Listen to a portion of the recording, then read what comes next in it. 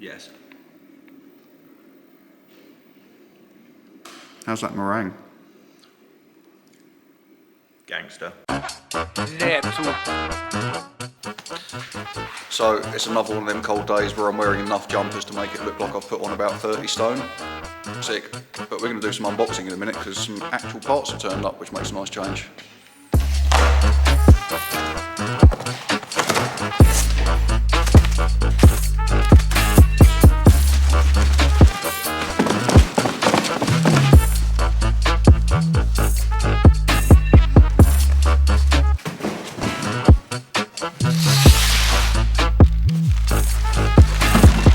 We've run Radium Engineering fuel cell for the past few years in the PS, but the 86 we're actually thinking a little bit about where we want the weight to be. So we've downsized the fuel cell down to 6 gallon or 6 American gallon. Yeah, bald eagles and stuff. It will still take the FCST that we've been using in our... It'll still take the FCST pump system that we've been using in the PS, so we're just going to switch that over into this. But we're going to position it quite differently compared to what we've done before. So let's go and have a look at where we're going to put it. Yeah, it is. That is basically a pencil case. It can't be a fuel cell. This is nice though. Let's go and have a look at the hole. So in the 86, which is filled with crap, because it's being worked on, the idea is to try and keep all the weight between the axles. So we're going to be putting it just behind the passenger seat. Well, if we had a passenger seat. Yeah, about that. Whew, she tight. But yeah, the idea is that is going to drop through a hole in the floor.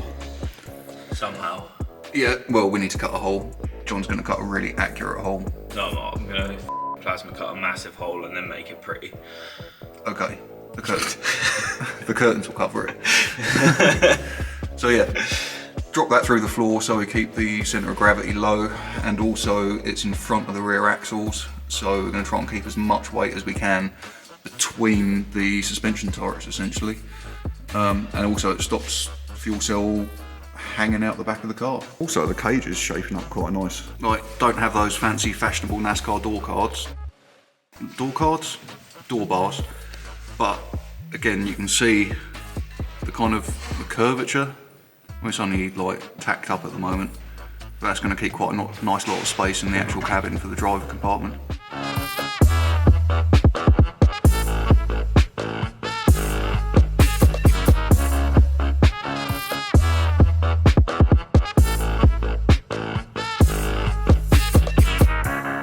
Why? I don't need this bit. I only actually need that bit to mock it up, get it fitted, but we'll still masking tape that up and clean it off. But the swarf magnet can get wrapped up and go back out of the way somewhere safe. That is how sensible we're doing this time around.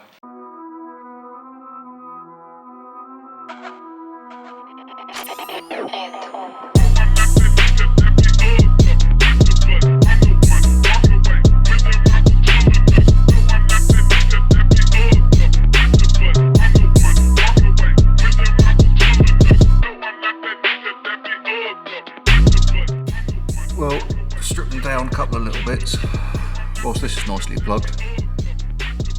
This cam angle sensor looks like it's been weeping a little bit, but it's just been collecting between some of the runners. I'm quite happy about this. Nice and clean.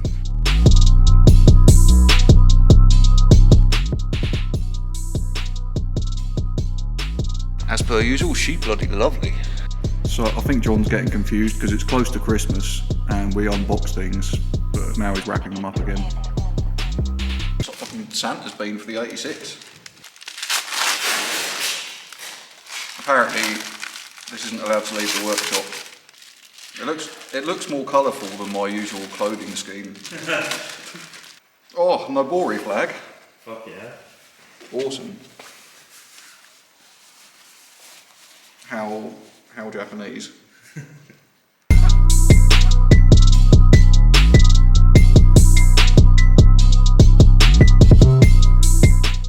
Do you ever wonder sometimes how you actually reach a bolt when you put something together, because even old wobbly boy here is going to struggle with this one.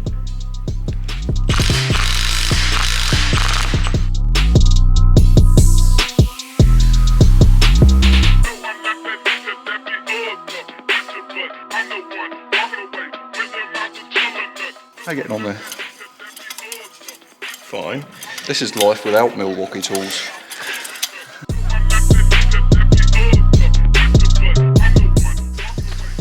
If memory serves me right, taking this manifold off is about as much fun as, I'm not going to say anything politically insensitive anymore, but it's not very much fun at all, and itchy.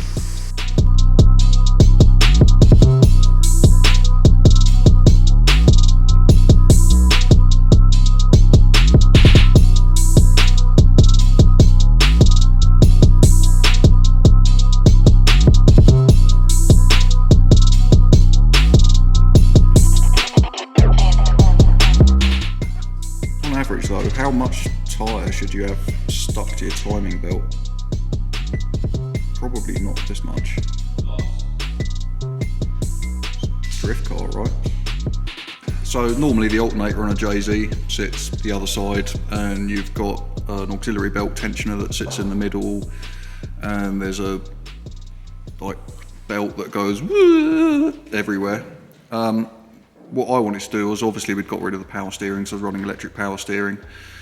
There's no aircon or anything like that, and I wanted to keep the alternator away from the turbo, so I wanted to move it to the cold side, and also it evens up the weight on the engine, because if you think on the hot side of the engine you have massive turbo, manifold, all that weight, and on this side of the engine you have a lightweight aluminium intake manifold, so kind of evening the weight out a bit, bring the alternator across this side. So we made a couple of fairly simple brackets, but I had a friend that machined these up out of billet alley, which is very, very nice. There's a steel one in here as well that we made an adjuster on. And I actually took the bearing and roller out of one of the original Toyota tensioners. Actually, no, it's not the tensioner. Forgive me. It's the timing belt tensioner in there. And it turns out that that bearing worked perfectly with a little slider bolt pushing up from underneath to then keep tension on this. Nice, simple belt run, worked very well, so we're going to keep with that setup. So that's the manifolds off, and engine's basically ready for me to flip it the other way up, take the bottom end off, check the bearings, check the bolts, like probably put all new ARP hardware in there while I'm in there. Things with the ARP stuff, I think it's because they stretch, really reusing them is not the best idea. It's probably okay, and we checked the bolt stretch as well as all the torque settings and things, but I'd feel much happier if we actually did it completely fresh. So that'll be coming up next, hopefully, as long as there's some stock of ARP in the UK, hopefully. That'll do nicely. But this is back together. Maybe it will sit in the corner gathering dust. Maybe it will go to somebody new. Who knows? But it'll be interesting to see either way. Catch you in a bit.